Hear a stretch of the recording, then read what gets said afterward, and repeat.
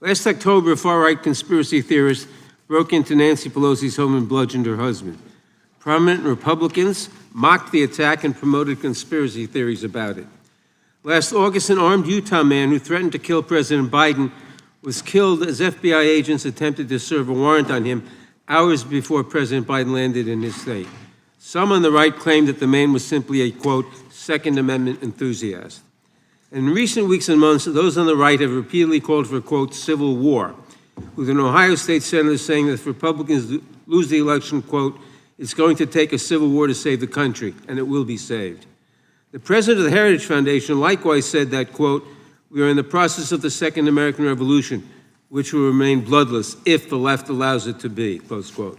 Director Wray, it's obviously important that we respect First Amendment protections, but there is clearly a point at which some violent rhetoric crosses over into threats of violence or leads to actual violence.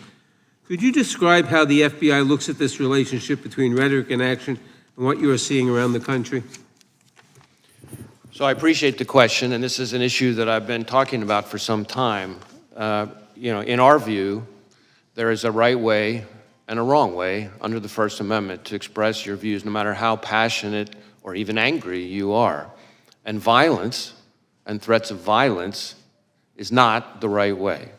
And we don't care what you're upset about or who you're upset with. When, from the FBI's perspective, when it turns to violence and threats of violence, that's when we have to draw the line. That's when we get engaged. And there is an alarming phenomenon that we've seen over the last several years of that kind of passion and heated rhetoric turning into actual violence and threats of violence. We've seen it against public officials of all sorts. We've seen it against law enforcement.